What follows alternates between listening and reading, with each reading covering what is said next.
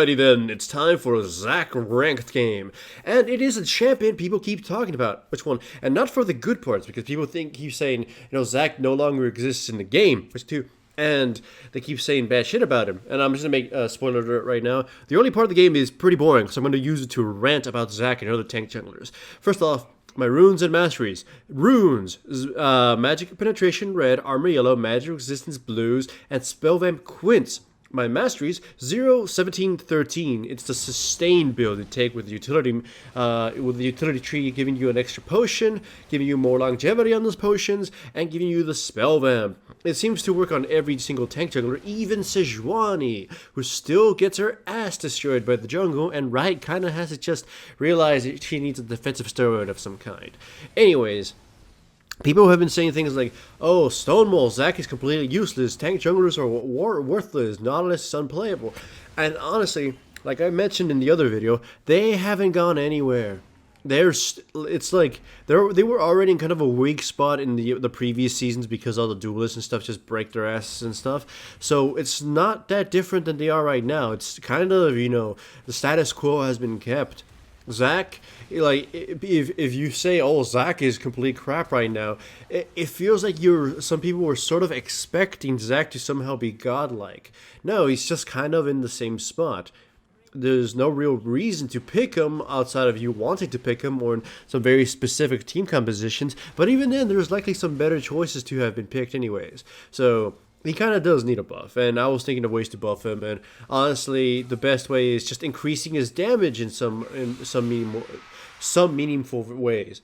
At first his damage was obscene when he was able to just jump in, butt blast everybody with his ultimate, and murder the entire team.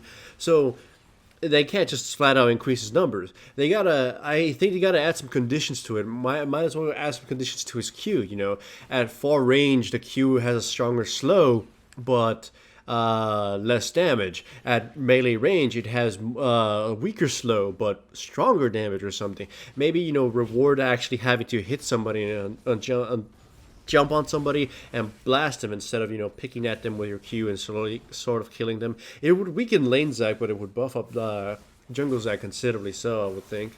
I mean, you are in melee range of most of the camps, and you're just kind of destroying them. I think that's one small buff they could do. Anyways, tank junglers, like I said, are in the same spot as they were before. They won't be picked, mostly because every other champion that's being picked, Lee Sin and stuff, can just go in and break their legs, especially Nautilus. They still have the CC power.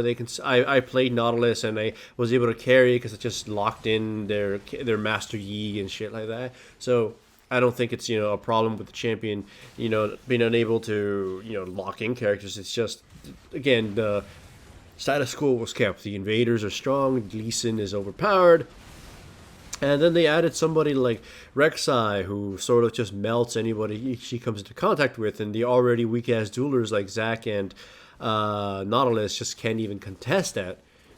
So yeah, and of course Xin Zhao. Xin Zhao is actually one of the ones I fear the most. Nautilus, well, at least against Lee Sin, you could sort of outsmart him, and his damage won't immediately kill you. Xin Zhao's Q, when it's powered up, really does a number on slow-ass movers like Nautilus, who can't get out of the way from his E and Q. Now, anyways, back to the game. I picked Zac in this one because I had a Yasuo in my team, and I figured, what, my bouncy skills are going to help him, perform his combo, and I haven't played Zac in a while, and I've sort of just made it a thing to try to showcase champions that people feel are neglected or sort of been pushed aside with the new meta or the new jungle. And I want to stress, the thing that's sort of bringing down the tank junglers is just the invaders being more prominent and stronger. Though also the new jungle kicking their asses slowly, slows them down. So you tend to get underleveled, and a lot of tank junglers and AP junglers rely on the ranks of their abilities to carry them rather than items, at least for the first game. So as Zac, you can't really do that bombastic damage you tended to do back then because you're sort of underleveled. I mean, look at me. I'm underleveled compared to everybody else, so my damage isn't going to be there. I won't be able to just to outlast people and slowly whittle them away. So In a way, Zach is worse than before, but most everybody else is worse than before. Those who saw a slight improvement only saw an improvement because, figuratively, everybody else got worse. Like, I don't think Warwick is better, it's just everybody else is worse. And that's just kind of the argument I want to use on everybody. Here, by the way, this fight, I felt like my team should have fought, because, like, the enemy team was out of mana, the enemy team was focusing me, and then they blew me up, and I had my passive going, so they could probably shot down the Jinx and finished off the other two. So, unfortunately, my team is behind right now, and I didn't have much of an impact in the early game, so I better contribute later. The Rek'Sai also sort of poured it in with her ultimate poorly and got butchered. Though that Rek'Sai is going to wreck some base. Anyways, Zac, still one of my favorite champions, but I will fully admit the chances of playing Zac outside of top lane, and top lane I think he's still totally fine, I've been less and less. I just hate that lull you get. After level 3, you feel this sort of lull in your powers. Like, you got to go back and buy an item. But a lot of items that would be there for Zac that you'd want to build aren't exactly something you rush, or else you start getting your ass blown up. And everybody else seemingly got stronger. So, man, I don't know. I just can't put it to words. There's the weakness. The weakness is felt across all junglers who don't already just obliterate everybody else. With that said, I kind of do need a Xin Zhao game, because that's the champion I was thinking about. Champions like Xin Zhao and Lee Sin, who already had strong early games and just absolutely obliterated everybody. They kind of seemingly didn't get affected outside of the jungle kicking their asses. So, like I said, Zac is one of my favorite, and I'll continue to use him. And even if my team insults me, this team didn't insult me, and I was grateful for that. A team before that did insult me. I will play him, and I will try to showcase that he's not as terrible. And much like I mentioned, on top lane, he's still glorious, and I still will have spammed him top lane, but not in jungle. Not much in jungle. Like, this is, I think, the second jungle game I've had in ranked. The other ones have been with friends and who just seemingly just pick whatever the hell they want. But in a serious composition, like, look, the only one I seem to have synergy with is Yasuo. But I could have picked Malphite, I could have picked Jarvan or whatever. But honestly, playing Jarvan even though Jarvan is my favorite champion, can get tiring, right?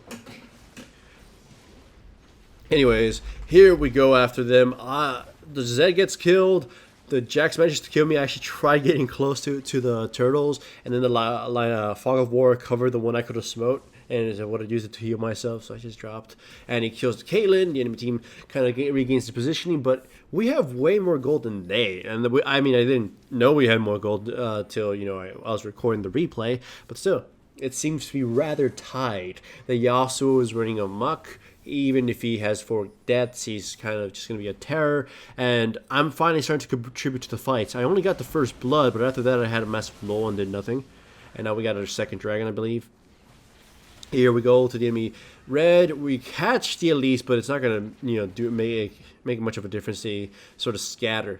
We've gained control of their jungle. We're scanning things, we're warding things. So, aside from top lane being pushed in by the Jax, we've kind of, have control of the entire map. By the way, the Jax there sort of died because he all-in the Rek'Sai. He keeps all-inning the Rek'Sai. And by the way, here, one of my favorite things about the Zac, he does a lot of damage, even with very little items, when at least compared to tanks. I mean, not a lot of tanks have a lot of damage, and if they do have damage, it's very situational. Like, actually, I'll go into the rant of Sejuani in a sec. Look, I love that. The Elise killed me and I had my passive up. It keeps happening. I mean, you saw that other Zac game that I uploaded. Like, the enemy cast didn't jump me, and he didn't realize that, again, I still just had my passive. It's not going to kill me. Anyways, a lot of tank junglers just don't have the damage. And if they do have damage, it's usually, restricted to certain conditions. Like Sejuani, her damage is high, but it's kind of difficult to do. Yeah, like, it's almost pure melee range. It's all only amplified if the enemy team has that whole frostbite mechanic on them. And, high-ass cooldowns on it. So, yeah, that's the restriction there, is the risk in dealing it. You tend to die for melee range even if you're tanked. Other champions like So Nautilus just flat out have very little damage, and if when they do have good damage, it gets popped by the shield. I mean, it's all restricted onto the shield. I mean, Amumu is about the other one who can deal a lot of damage, but it tends to become weaker as the game goes on, and you have to invest AP into it. But I mean, that everybody, all characters who you invest items into, will scale off. I mean, will do well, but they'll tend to be weak to kill. Anyways, hope you saw this. The enemy team did one of the biggest mistakes that you can see in games. Like the reason we won this fight, right, where these two are just gonna get killed right now. Boom, jump there, use my ultimate, Caitlyn blast them off. It's one of the biggest mistakes you see in a lot of solo queue games. I call it the come one at a time effect. It's where they split up and they have the numerical advantage, but they don't have the positional advantage. It's like you could be 5 against 2, but if you funnel yourself through and come at them 1 versus 1, it's gonna end up being like 2v1, 2v2, and the superior ones will win. So you can rewind it if you want. The Caitlyn and the Yasuo killed 2 players because they came in there by themselves. The rest of the enemy team chased me down, and then they sort of, split up again. The third one died, and then they sort of now became a 3 versus 2, and they got obliterated. It happens a lot. And the enemy, we won that last fight because the enemy fucked up, not because we were so good.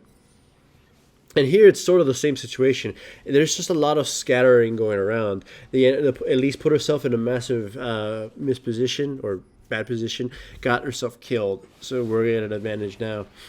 Anyways, I know this whole game sort of devolved into a rant about tanks and not much about the commentary of the game, and it's kind of happening. But honestly, a lot of people requested I just rant about things that I want, and the tank thing is a big issue. It's just the too long Dorito was trying to say is, yes, invaders are strong, Xin Zhao is strong, and that kind of shit is strong, but it's just kind of the same as it was before. I mean, everybody got weaker. It's just because tanks were already sort of weak, it just sort of feels like they're kind of at rock bottom.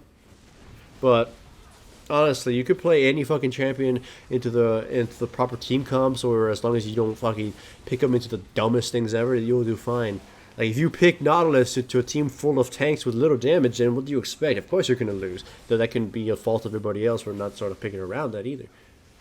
Still, though, I love Zach, and I still recommend you play him, and I still think it's a champion worth learning.